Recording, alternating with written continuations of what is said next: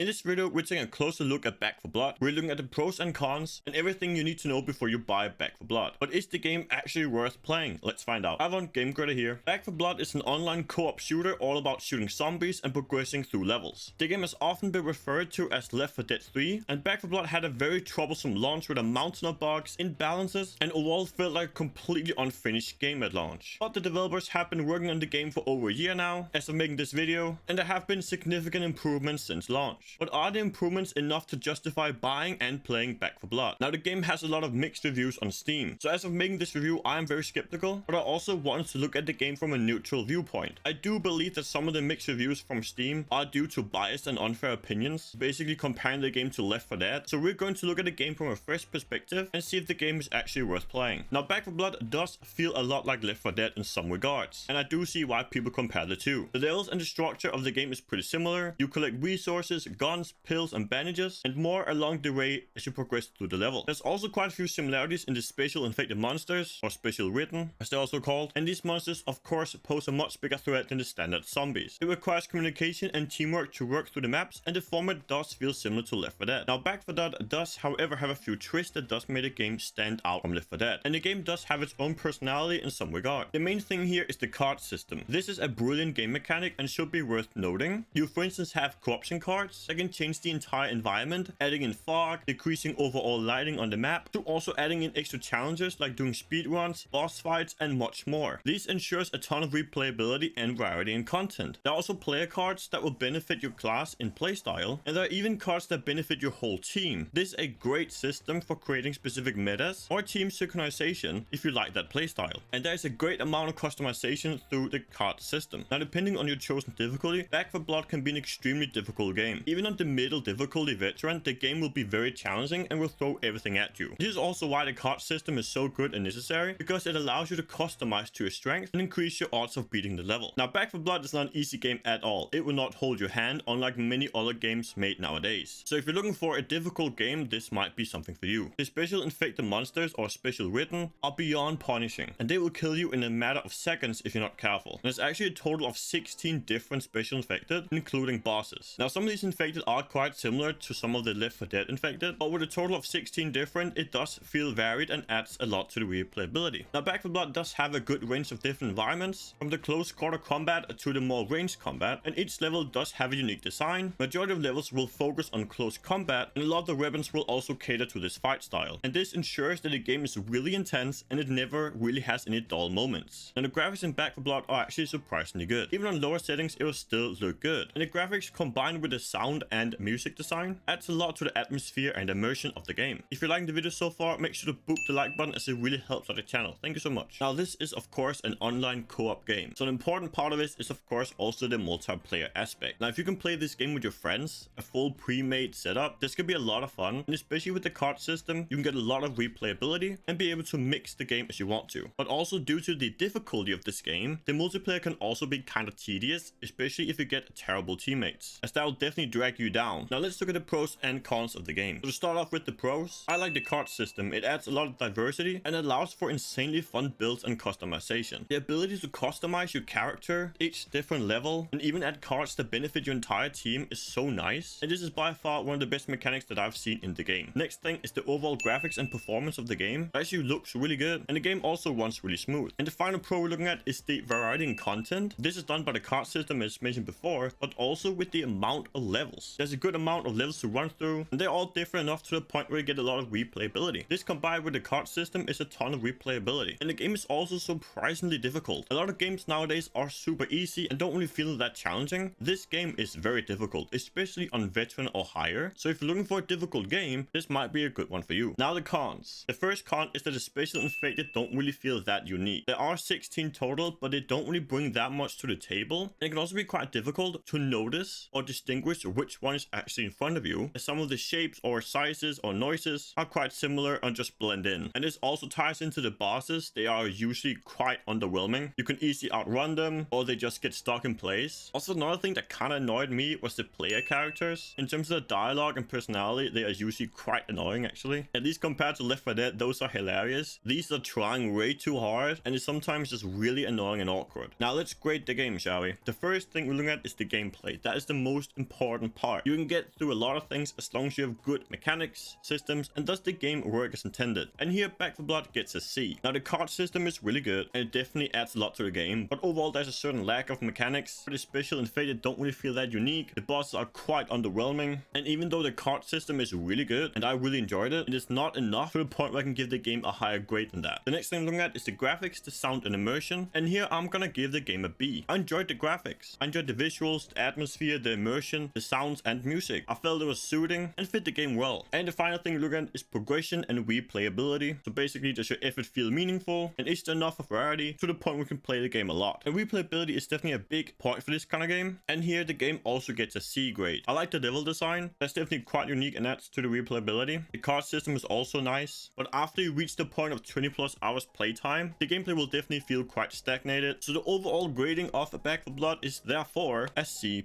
When the game first came out, this had probably been a D grade or even lower, but they have done significant improvements since launch, and I do see this game actually becoming even better in the future, if they of course keep working on it. Now this is no means a bad game, this is actually a great game, but you also have to consider in that it costs $60. And would I recommend buying the game for $60? No, I would not. But for $30, $40, oh yeah, definitely. So if you can get the game on sale, it's actually quite worth it, as you will definitely get your money's worth for that price. So if you're looking for a difficult game that has a good amount of variety in content and replayability, then this game could definitely be for you. So if you can get the game on sale for $30 or less, definitely worth it. But let me know what you guys think down below in the comments. Have you tried the game before? Are you considering buying in the future? Let me know what you think of it. Also check out the channel for even more game reviews, and I'll see you in the next video. Peace out, folks.